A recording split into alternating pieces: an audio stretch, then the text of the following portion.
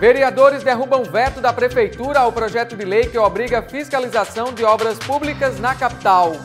Segundo a reportagem da série Plano Diretor de Natal, vai abordar o uso e a ocupação do solo na cidade. Escola da Assembleia lança novos cursos para aperfeiçoamento dos servidores do Legislativo Estadual e Municipal.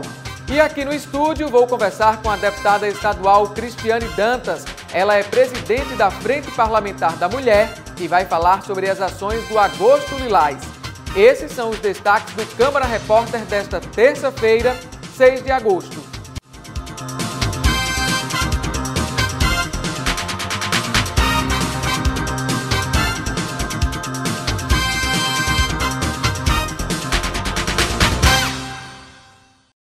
Olá, o Câmara Repórter começa com uma boa notícia aos aposentados e pensionistas.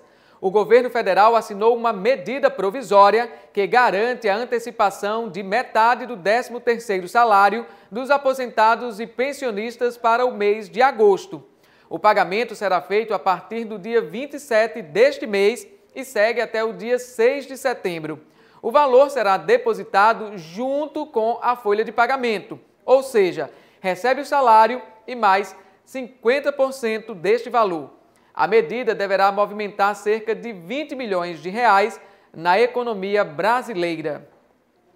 E agora, falando em Previdência Social, o Fórum Nacional dos Governadores decidiu apoiar a proposta de emenda à Constituição paralela à reforma da Previdência, que cria novas regras previdenciárias para estados e municípios. Uma carta formalizando a decisão tomada pelo Fórum, será entregue ao presidente do Senado, Davi Alcolumbre, do Democratas. Os governadores contam ainda com o compromisso de Alcolumbre de aprovar a proposta em um prazo de 15 dias, em troca de apoio ao texto. Até então, o Fórum dos Governadores era contrário ao texto da reforma da Previdência, que deve ter a votação concluída na Câmara Federal nesta quarta-feira, para que a matéria possa seguir para o Senado Federal. E agora vamos falar do Poder Legislativo Municipal. Os vereadores derrubaram à unanimidade o veto do prefeito ao projeto de lei que obriga a fiscalização de obras públicas em Natal. Esse foi um dos assuntos que movimentou a Câmara Municipal na sessão ordinária desta terça-feira. A derrubada do veto do Executivo ao projeto do vereador Felipe Alves, que dispõe sobre a obrigatoriedade de inspeção e fiscalização nas obras do município, deu início aos trabalhos da sessão ordinária desta terça-feira. Tivemos a alegria de ver o veto derrubado, no sentido de que a empresa que for edificar obras de infraestrutura em Natal, ou seja, que forem edificar rodovias, passarelas, viadutos, pontes, elas informem e detalhem os materiais que são utilizados naquela obra, os prazos para inspeções e fiscalização e quando deve se dar as respectivas manutenções. Isso é uma forma de nós darmos informação e transparência, para o próprio poder público, para os órgãos de fiscalização, para que tenhamos um planejamento em relação à boa conservação dos nossos equipamentos públicos. O representante do governo na Câmara, vereador Kleber Fernandes, também se pronunciou sobre o veto. O veto encaminhado pelo Poder Executivo se restringiu exclusivamente à competência legislativa desta Casa para tratar de questões contratuais e de processos licitatórios, ou seja, o entendimento da Procuradoria-Geral do município, que orientou e fundamentou o veto do prefeito, foi no sentido desta incompetência legislativa da Câmara de tratar sobre essa matéria. Entre os projetos contidos na pauta de hoje, o que dispõe sobre a obrigatoriedade de fixação da frase desrespeitar, negligenciar ou prejudicar idoso é crime, de autoria do vereador Chagas Catarino, foi aprovado em segunda discussão. Também na pauta estava o projeto da vereadora Carla Dixon, para ser apreciado em primeira discussão e com emenda. Ele foi emendado pelo vereador, então vereador Sérgio, e ele coloca o seguinte: no plano diretor já existem as áreas que vão alagar.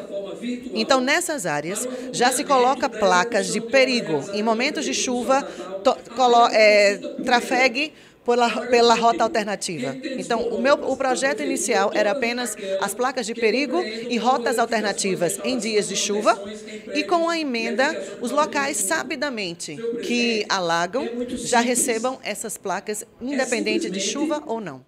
E já estão abertas as inscrições para os interessados em participar da Campus Party. Considerada um dos principais eventos tecnológicos do país, a feira vai contar com a parceria do SESC para estimular a inclusão digital. A repórter Luísa Mendes tem as informações. A parceria entre o Instituto Campus Party e o SESC resultou no projeto Include. O objetivo é estimular a inovação, a tecnologia e o empreendedorismo entre jovens de 10 a 18 anos. O projeto Include, ele vai formar cerca de 300 jovens num prazo de 2 anos. Esses alunos eles vão receber aulas de robótica educacional, computação, games, segurança de rede, realidade aumentada, entre outros. Se você se interessou e quer participar, basta acessar o site www.institutocampuspare.org.br/inscrição, realizar a inscrição, que é gratuita. Luísa Mendes para o Câmara Repórter. Na segunda matéria da série de reportagens sobre o plano diretor, você vai acompanhar agora como Natal está definida em áreas que podem ser expandidas e as que devem ser protegidas para a preservação do meio ambiente. Além disso, vai entender como funciona a chamada outorga onerosa e por que a não regulamentação das zonas de proteção ambiental pode ser uma barreira para o processo de revisão do plano diretor. Garantir o uso sustentável do solo. Esse é um dos objetivos do Plano Diretor de Natal.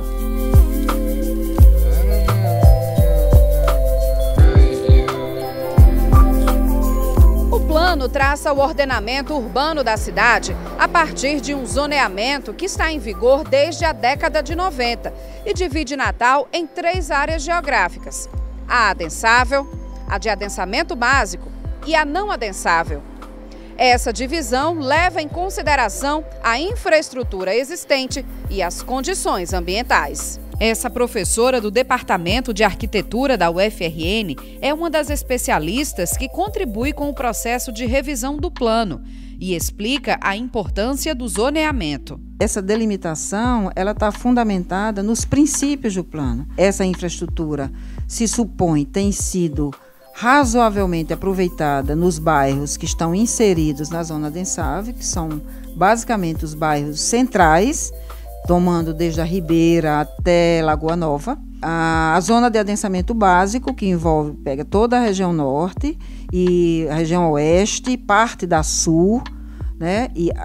E depois a de proteção ambiental, né? Que identifica áreas com elevada fragilidade ambiental de Natal, que, embora já ocupadas pelo processo histórico de ocupação Natal, tem também uma grande reserva natural, né, e que são muito importantes para o equilíbrio ambiental da cidade. No processo de revisão do plano, há quem defenda a alteração do macrozoneamento, especialmente na zona norte de Natal, que desde 2007 é classificada como área de adensamento básico.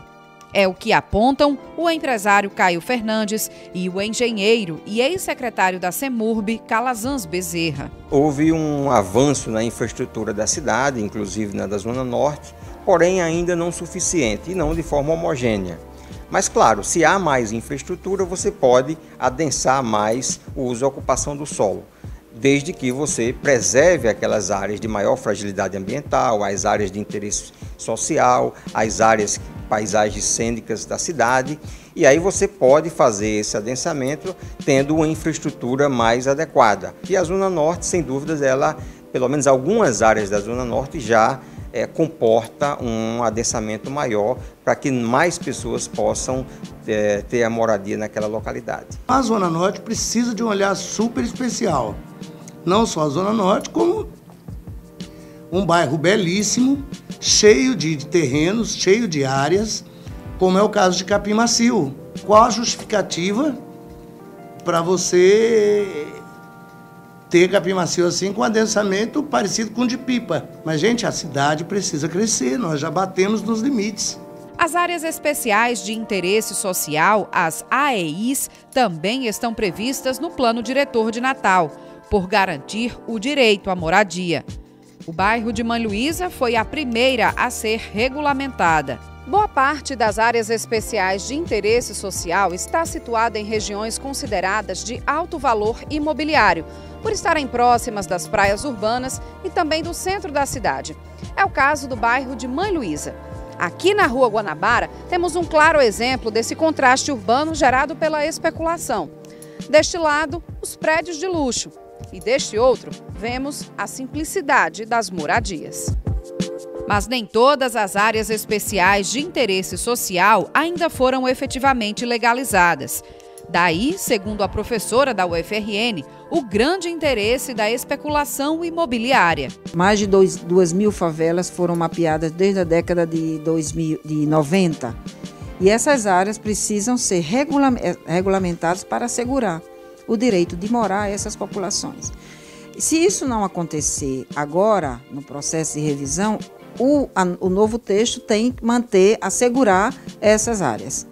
E continuaremos na luta e espero que a Prefeitura consiga se organizar para regulamentá-las da forma como estabelece a Constituição Federal, que assegura a democratização do acesso à terra e à moradia para todos, o Estatuto da Cidade e o Plano Diretor do município. As zonas de proteção ambiental também regem o uso e a ocupação do solo. Natal possui 10 zonas mapeadas, mas 5 delas ainda não estão regulamentadas. E por isso, falta definir por meio de leis específicas o que pode e o que não pode ser feito. Por causa dessas pendências, Marise Costa, procuradora aposentada do município, que participou ativamente da análise ocorrida em 2007, pondera que a revisão do plano não deve ser radical. O primeiro cuidado é ter fundamentação técnica para qualquer alteração. Se avaliar do plano diretor de 2007 funcionou, não funcionou, como é que a cidade cresceu em termos de infraestrutura, em termos de população, e ter toda uma fundamentação técnica que justifique esse processo de revisão. Alguns instrumentos que vão possibilitar, do ponto de vista da legislação, desde 94, com que a cidade seja considerada uma cidade justa do ponto de vista ambiental, social, que possa garantir os direitos à população que nela reside, ela fica um pouco fragilizada porque não houve esse trabalho de regulamentação da legislação. Esse é o mesmo entendimento da Procuradora do Estado, Marjorie Madruga. Para ela, sem a regulamentação das EPAs, uma revisão que altere de forma considerável essas áreas pode ser muito prejudicial. Há uma recomendação do Ministério Público Estadual de que, já que não pode esperar, porque realmente faz muito tempo, que a gente não faz a revisão do plano diretor, se faça concomitantemente. Mas se faça o quê? As discussões e a regulamentação. Mas, enquanto a regulamentação não for aprovada e sancionada, o plano diretor também não vai poder ser aprovado. Outra coisa que você veja no próprio plano diretor, ele fala que um dos objetivos é você fazer a recuperação dos aspectos ecológicos, ambientais, paisagísticos e patrimoniais, culturais da cidade. Ora, se eu vou fazer a recuperação de uma área, por que 4 anos depois, 5 anos, eu vou destruir aquela área? Então, você veja só que não tem o menor sentido o discurso que é feito por alguns setores, de que a revisão é para você desconstruir tudo que você construiu no plano diretor de 2007.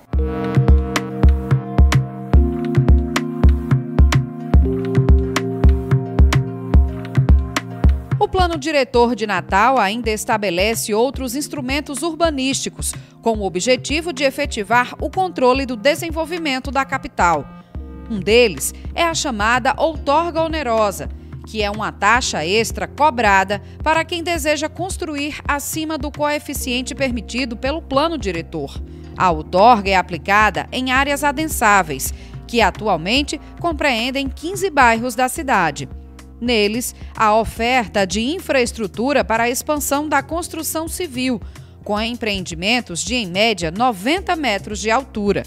conforme explica o secretário adjunto de Meio Ambiente e Urbanismo de Natal. Quando você tem um certo coeficiente de aproveitamento determinado para uma área e você paga, né, para o direito de construir, aumentando esse coeficiente de aproveitamento, né? Por exemplo, você tem uma área onde o coeficiente de aproveitamento é 2. Você pode construir 2.000 metros num terreno de 1.000 metros, por exemplo, né? E você consegue comprovar que houve uma melhoria de infraestrutura naquela região, a ponto de esse coeficiente 2, ele já é um coeficiente deficitário em relação à capacidade de infraestrutura daquela área. Então você consegue, através de uma outorga do direito de construir, aumentar de 2 para 2,5 para 3, dependendo das comprovações de infraestrutura para aquela região. A outorga não é uma taxa fixa. Valor imobiliário, tamanho de terreno, né, tipo de empreendimento, uso do empreendimento, né, se está dentro de áreas com fragilidades ambientais, ou com áreas de interesse turístico, ou com áreas de interesse social. Se leva em consideração várias premissas para que você possa calcular adequadamente que ônus seria esse. Além disso, você tem, por exemplo, controles de gabarito, né? Tem áreas que você não pode permitir jamais uma outorga, mesmo sendo onerosa, né? Porque você precisa preservar aspectos cênicos, aspectos paisagísticos, né? Ou, por exemplo, aspectos sociais. No caso deste hotel aqui na Via Costeira, a outorga não foi concedida. A obra está embargada desde 2005, porque a altura da construção ficou acima do limite do gabarito. Desde a regulamentação, a outorga ainda é ponto polêmico do plano, na visão de empreendedores e especialistas. Se eu não posso construir um potencial X numa área, por que eu pagando um dinheiro aos órgãos públicos, eu posso daí fazer um percentual maior? Quer dizer, eu tenho ou eu não tenho infraestrutura para construir? Fica meio que parecendo assim um suborno oficial. Ninguém aguenta mais pagar tanta taxa. Mas se eu pagar a diferença, eu posso construir mais. Quer dizer, então dava. E por que eu não podia? A outorga onerosa há uma concorrência muito grande com a transferência de potencial construtivo e, portanto, uma regulamentação adequada dá para se conviver com esses dois tipos de instrumentos. Com isso, você pode preservar algumas áreas de maior fragilidade ambiental e de interesse da sociedade e fazer uma maior concentração de ocupação naquelas áreas onde tem maior infraestrutura, você podendo fazer essa transferência de potencial e adensar mais nessas localidades. Outro ponto que vai merecer destaque na revisão do plano é a regulamentação da transferência de potencial construtivo. Você tem uma determinada área que alguém está querendo lá construir um hotel, por exemplo, né? E pelos limites dos parâmetros urbanísticos daquela determinada área, em Capim Macio, por exemplo, né? Pelo adensamento que se tem na região, pelo coeficiente de aproveitamento da região, ele só poderia construir no máximo um hotel de 15 andares. E aí, na avaliação econômica desse empreendedor, por exemplo, ele pode concluir que 15 andares, na quantidade de quartos que ele vai poder construir, não são suficientes para viabilizar economicamente o empreendimento, né?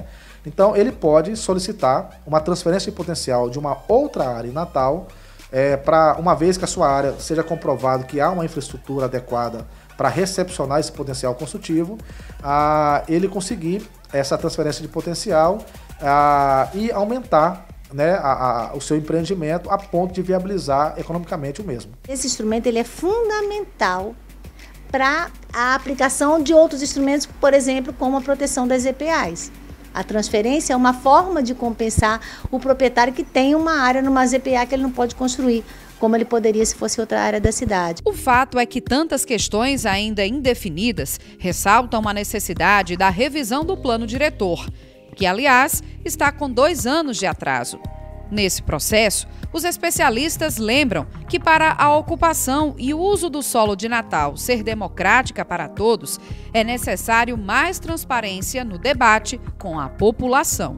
É necessário que fique claro o que é que não aconteceu, quais foram as questões que ficaram pendentes do plano diretor de lá para cá. Não é a revisão de tudo, é a revisão do que precisa e o porquê. A proposta de regulamentação, como ela vier, ela venha pontualizada dos aspectos, né, que podem e precisam realmente serem avaliados. Tudo isso pode ser dirimido, pode ser acordado num grande debate onde toda a sociedade possa efetivamente participar. Ricos, pobres, empresários, trabalhadores, sem que nenhum segmento possa ficar de fora. Porque a mudança do plano diretor, a revisão do plano diretor, ele vai implicar na cidade que nós teremos daqui a mais alguns anos.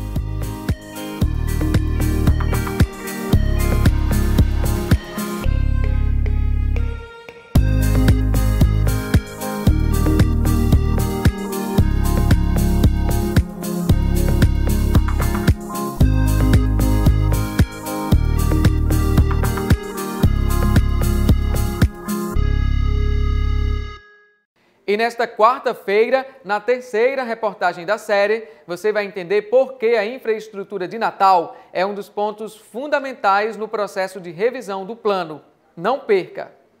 E a Escola da Assembleia Legislativa lançou um novo calendário acadêmico com a oferta de cursos para os servidores públicos. Algumas formações já estão com inscrições abertas. Há 10 anos, a Escola da Assembleia vem capacitando e especializando servidores e também a comunidade potiguar. Para este segundo semestre de 2019, estão sendo oferecidos 75 cursos, entre pós-graduação, capacitação profissional, capacitação pessoal, além de oficinas e palestras. Além das 9 vagas de mestrado ofertadas aos servidores, nós vamos iniciar 2 pós-graduações agora, em agosto, já, Poder Legislativo e Políticas Públicas e Gestão Pública. E também teremos vários cursos, palestras e oficinas, que também, essas aí, com vagas abertas para a comunidade. A Escola da Assembleia, durante este ano, está fazendo exatamente isso, ofertando mais cursos, discutindo mais problemas, fazendo cursos de especialização, enfim, tudo o que é possível. Lógico, sempre lembrando que a escola não é uma escola pública, é a escola da Assembleia Legislativa do Rio Grande do Norte, onde a gente oferta metade das vagas para a comunidade e a outra metade para a escola. Ao longo desses 10 anos de funcionamento, a Escola da Assembleia já formou pouco mais de 30 mil alunos. A novidade para esse segundo semestre de 2019 é a implantação de cursos online. Serão oferecidos 21 cursos à distância para os servidores e para a comunidade potiguar. Nós estamos lançando um app para que o aluno ele receba as informações da escola, que o servidor saiba, possa se inscrever nos cursos, né, nas palestras, nas oficinas da escola, e também aberta à comunidade, claro. E o ensino à distância também vai facilitar, porque são cursos em parceria com o ILB, a maioria deles, que é o Instituto Legislativo Brasileiro, e também com a Escola de Minas. O presidente Ezequiel nos determinou o seguinte: vá a Brasília, pega o que for bom, discute, traga e ofereça o que há de melhor para os servidores da casa e também para a comunidade. As aulas de pós-graduação já começam na próxima semana. E se você se interessou, o professor João Maria explica como funciona a inscrição. Acompanhe o calendário acadêmico em nossas redes sociais, né, no Instagram, Escola da Assembleia RN, no site da própria Assembleia Legislativa, no portal da escola. Nós estamos sempre informando e postando as matérias. Os estudantes do município serão homenageados pela Câmara Municipal nesta semana. A repórter Edesiane Moreno tem mais informações da solenidade proposta pela vereadora Eleika Bezerra. Na próxima quinta-feira, aqui no plenário da Câmara Municipal de Natal, acontecerá uma sessão solene em homenagem ao Dia do Estudante. Eu estou aqui com a vereadora Eleika Bezerra, propositora da solene. Vereadora, o que representa essa sessão para a senhora? Bom, eu diria que tem 2 dimensões. A dimensão de homenagear o estudante, e em especial o estudante da escola pública de Natal, não só a escola da rede municipal, prefeitura, como da rede estadual. Porque a rede estadual também atende nessa faixa, inclusive, do ensino fundamental. Bom, esse é um ponto. Agora, Câmara Cascudo é o nome máximo da nossa cultura, da nossa história. Já foi considerado um dos maiores folcloristas do planeta Terra. Então, eu acho que, inclusive, é um orgulho, uma vaidade para nós, e acho que é um nome que só engrandece qualquer homenagem que se possa fazer. Quantos alunos serão homenageados na sessão solene? Bom, nós estamos aguardando, já providenciamos as medalhas, estamos aguardando, inclusive, a indicação, já está bem próximo dos vereadores. Nós esperamos que o maior número possível de vereadores se motive para tratar de algo mais importante de uma nação, que é a educação. Obrigada, vereadora. Edesiane Moreno para o Câmara Repórter. E veja a seguir, o Agosto Lilás, mês de proteção à mulher, é um dos assuntos da entrevista com a deputada estadual Cristiane Dantas. Ela é presidente da Frente Parlamentar da Mulher na Assembleia Legislativa. O Câmara Repórter volta em instantes. Não saia daí.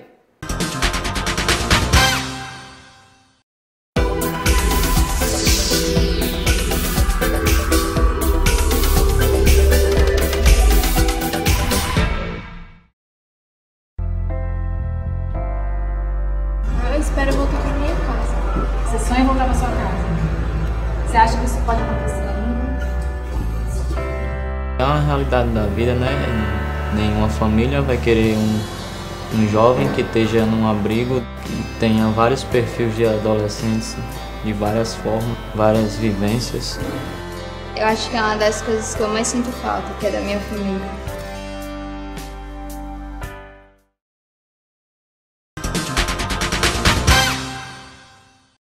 Estamos de volta com o Câmara Repórter e neste mês é comemorado o Agosto Lilás, um mês de proteção à mulher contra a violência doméstica e familiar. E para falar um pouco mais sobre esse assunto, está aqui comigo a deputada estadual Cristiane Dantas, do Solidariedade. Ela é presidente da Frente Parlamentar da Mulher na Assembleia Legislativa. Seja bem-vinda, deputada. Olá, Túlio. Eu gostaria de saudar todos os telespectadores da TV Câmara. Deputada, essa questão da violência contra a mulher, ainda se questiona por que são necessárias leis nesse sentido.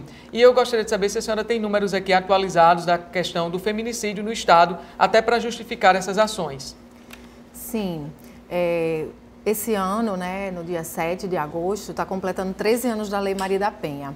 É uma lei que realmente ela visa proteger as mulheres, mas infelizmente o número de feminicídios ainda é muito alto no Brasil e no nosso estado. Até julho nós tivemos 16 casos de feminicídio. E o feminicídio é uma morte anunciada, porque desses 16 casos, 15 foram praticados pelo ex-marido, ex-namorado ou atual. Então é uma violência que ela é recorrente. Né? Muitas vezes a mulher não consegue romper esse ciclo de violência, procurar ajuda, procurar denunciar, procurar o Ministério Público, a Delegacia da Mulher. E aí esse ciclo ele vai aumentando, né? Muitas vezes começa com um xingamento, começa com um beliscão, depois a violência psicológica aumenta, até chegar a um feminicídio, né? Passando pela violência física também, que é a mais comum. E aí essa realidade fática que motivou a senhora a propor o Agosto Lilás, um mês para conscientizar a população acerca dessa violência. Por ser um mês emblemático, né, que completa aniversário da Lei Maria da Penha, então nós pegamos aí esse gancho para que no mês de agosto seja enfatizado, né, seja ampliada essas palestras, difundir cada vez mais a Lei Maria da Penha. Ações de conscientização. As ações de conscientização, porque assim, muitas vezes mulheres que sofrem violência, elas não sabem onde pedir ajuda, não sabem onde denunciar. Não existe uma delegacia da mulher na sua cidade, né? Hoje nós temos 5 delegacias para todo o estado, 2 em Natal, 1 em Parnamirim, Caicó e Mossoró. E é muito pouco, é insuficiente realmente, até porque o maior índice de violência acontece à noite finais de semana finais de também, semana. Né? Aqui, assim, e nós só temos uma delegacia funcionando, né? Desculpe, 24 horas. só ter interrompido, mas assim, a gente no dia a dia, enquanto repórter também, observa isso, já tive a oportunidade de fazer matérias. Quando é na segunda-feira, a Delegacia da Mulher parece que tem um volume maior de atendimento, em decorrência de agressões que ocorreram no final de semana. E muitos desistem. Né? Passou aquele momento, passou aquela hora que sofreu aquela violência, quando chega segunda-feira não desistiu de fazer a denúncia. Então, acontece também esses casos. Já se houvessem mais delegacias, se houvesse a oportunidade de termos mais delegacias também 24 horas, com certeza, após uma violência, após ser agredida, a mulher com certeza procuraria de imediato a delegacia para denunciar e buscar uma medida protetiva, que é um recurso importante que a delegada o delegado pode dar no mesmo momento da denúncia, né, se houver necessidade, e que a Justiça em 48 horas confirma essa medida protetiva para que essas mulheres se sintam resguardadas. E para isso, nós temos uma lei que é a Patrulha Maria da Penha, que é muito importante, que ela visa fiscalizar essas medidas protetivas para resguardar a vida dessas mulheres, de seus filhos, para que o agressor não ultrapasse aquele limite e não chegue a praticar o feminicídio também. Essa é uma legislação que no âmbito do Estado foi impulsionada pelo mandato da senhora. Isso. E no município, eu lembro que a vereadora Júlia Arruda também tem uma atuação nessa temática. E, inclusive, essa Patrulha Maria da Penha, ela está sem funcionar, é isso, no Estado? Infelizmente, ela funcionou até outubro do ano passado. Atualmente, ela não está funcionando. É uma pena, é uma lástima essa lei não está sendo cumprida pelo Estado, porque realmente ela pode vir a salvar vidas. E o que é que o governo alega? Falta de efetivo, mas na verdade ela já funcionava com o mesmo efetivo que existe hoje. É só um destacamento do... a Polícia Feminina fazia essa patrulha, esse patrulhamento. Ele era... Essas mulheres que tinham essas visitas semanais, né, pela patrulha. A Justiça que determina quem são essas mulheres, não é para todas que têm a medida protetiva, e sim as que têm uma maior vulnerabilidade. Cada caso é um caso. Infelizmente, ela parou de acontecer, né? Nós tomamos conhecimento que as policiais que faziam esse patrulhamento foram destinadas para fazer a segurança da governadora. Não sei se essa informação procede ou não, mas o que eu sei é que parou de ocorrer, né? Que parou de fazer o patrulhamento semanal, essas visitas na casa dessas vítimas. E como eu já falei, ela é importantíssima porque realmente o feminicídio, ela é uma morte anunciada dessas mulheres. E aí, dentro das ações do Agosto Lilás, acontece nesta quarta-feira um seminário que vai ser promovido, né, na Assembleia Legislativa. Eu queria que a senhora falasse um pouquinho mais. É o seminário Avanços e Desafios das Políticas Públicas de Proteção às Mulheres no Rio Grande do Norte. Dia 7, a partir das 14 horas. Nós vamos ter a presença da doutora Margarete Gondim, que ela hoje está como coordenadora da Coordenadoria de Defesa das Mulheres e Minorias, ligada à Secretaria de Segurança Pública. Teremos a presença da secretária, Armelle Brenan, secretária da Políticas Públicas para as Mulheres. Teremos também a presença da representante do CDL, que ela vai falar sobre empreendedorismo. E o Dimar Pessoa, que é ligada à coletiva Nise Floresta, e também vai falar um pouco sobre a história e o protagonismo da mulher. A senhora falou aí da questão do empreendedorismo e nós observamos que muitas vezes a mulher não tem condições, às vezes, de romper esse ciclo, porque depende também financeiramente do companheiro.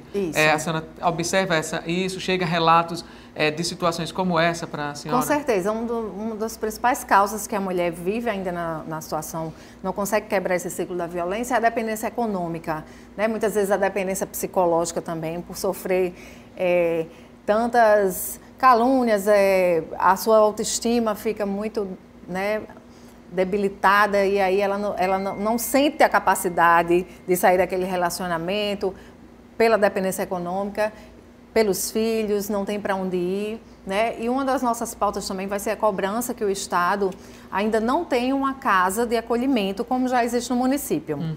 A Casa Clara Camarão, ela atende as mulheres que são encaminhadas vítimas de violência em Natal. Mas os demais municípios não têm para onde encaminhar essas mulheres, né? E a mulher, quando ela sofre essa violência, ela pensa muito nos filhos. Que há um receio também dela denunciar e vai continuar no endereço e podendo E não pode ir para um endereço de um familiar porque é conhecido, né, do agressor. E essa casa de apoio, ela teria que ter uma equipe multidisciplinar, onde teria o acompanhamento de um assistente social, de uma psicóloga, Ministério Público, delegado, todos em um ambiente só para dar o suporte para que essa mulher tenha coragem e procure ajuda. E no caso, nesta quarta-feira na Assembleia Legislativa, além do seminário, será lançada uma cartilha também? Essa cartilha é um material que a Assembleia Legislativa elaborou, né, falando da lei do feminicídio, da lei do assédio sexual e da própria Lei Maria da Penha. Deputada, eu gostaria também de tratar com a senhora de um assunto que está sendo debatido na Assembleia Legislativa, que é a PEC, né, a proposta de emenda à Constituição, do teto dos gastos. É uma matéria que está em discussão na Assembleia, limita os gastos do governo, né, os gastos não podem ultrapassar as receitas. No momento de crise financeira em todos os estados, o governo federal também.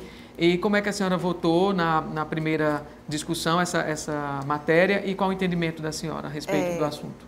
Eu votei favorável, né? Amanhã nós estaremos votando no segundo turno, que também vou me posicionar favoravelmente, porque eu vejo a necessidade desse equilíbrio, né, das contas, das finanças. Tem que ter um limite de gastos, até porque a folha de pagamento hoje, ela já abrange aí toda a arrecadação do Estado.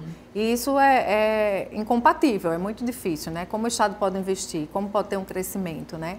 Então, é uma pauta que é muito preocupante e que eu estarei votando a favor, independente de ser oposição ou não, mas eu vejo a necessidade da aprovação dessa matéria. E era isso até que eu ia lembrar, a senhora integra a bancada de oposição ao governo Fátima Bezerra na Assembleia Legislativa e está votando favorável para a PEC, né, do teto dos gastos, porque entende que é importante haver esse controle fiscal. Além dessa medida encaminhada pelo governo, quais outras medidas poderiam ser adotadas? A senhora acredita que só essa PEC seria o suficiente? Não, e quais outras medidas a senhora poderia elencar aqui? Não, como bancada de oposição, nós estamos esperando que o governo tome essas iniciativas e envie para a Assembleia para ser analisada. Mas particularmente, eu acho que a questão dos salários é o que onera muito hoje né, os recursos do Estado, é um peso. Então, assim, tem que ser estudado dessa forma, né?